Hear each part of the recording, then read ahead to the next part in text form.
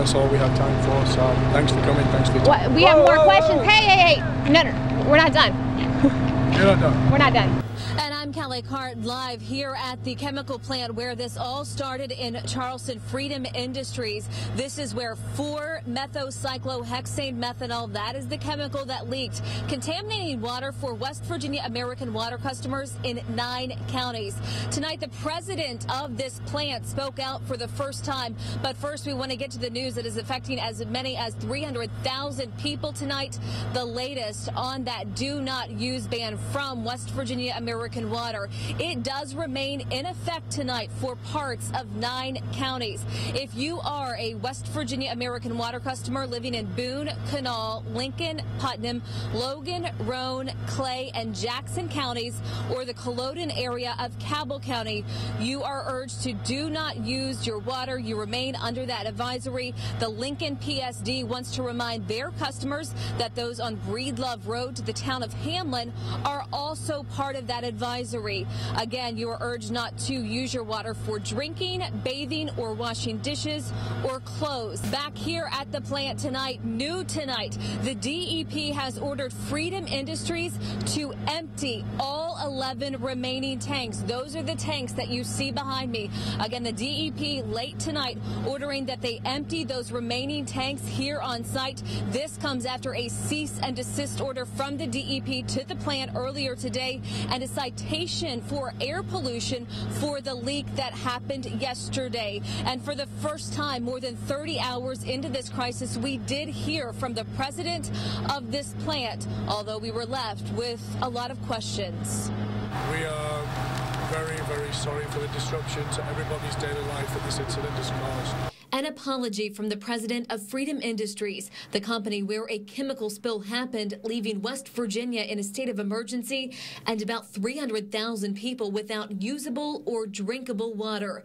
In his first address to the public since the crisis started, Gary Southern said his company had been working around the clock to remedy the situation, and nearly all of the contaminated material has been removed from the site. And with that, 7 minutes into the press conference, Southern was done, leaving many questions behind. Look, guys, it has been an extremely long day. I'm having a hard trouble talking at the moment. I would appreciate it if we could wrap this thing up. I will. Well, we actually have a lot of questions, and it's been a long day for a lot of people who don't have water. So can you give us an exact timeline as to how this all happened? The DEP was saying earlier today, as early as 8:15 yesterday morning, they were getting reports, and that you all did not call it in until 12 noon. The DEP was already here at 11:15. So what's the timeline on all this? We are continuing to follow that breaking news out of Charleston right now, and we can tell you a standoff situation near CAMC General Hospital has just come to an end. Yeah, apparently we have some more breaking news to bring you. This just into the newsroom. Police say a woman shot during a robbery near the Foodland, possibly at the Foodland in Kanawha City, although the exact location still unconfirmed. It happened about a half an hour ago. We are told a man wearing a mask shot a woman in the back during an attempted robbery.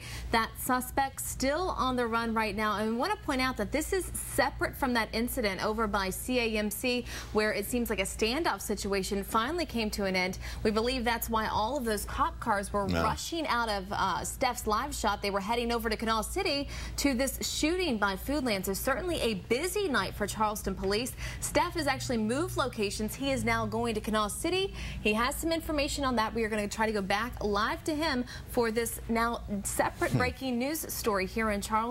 A shooting after an attempted robbery at the Foodland in Kanawha City, and of course that standoff situation by CAMC, a much different situation that seems to have resolved, but he does have information on both of those, and we're going to try to bring you those. The case of the West Virginia chemical leak taking a new turn today. Freedom Industries President Gary Southern is trying to get U.S. Attorney Booth Goodwin and his entire staff off the case. And I'm Kallie. This is Eyewitness News. First on Fox tonight, Kanawha County hit hard by flooding after heavy rains come through the region. St. Albans was one of the hardest hit areas. Take a look at this. School is back in session. We had such a mild summer. Now that school's back, Labor Day's past, pools are closed.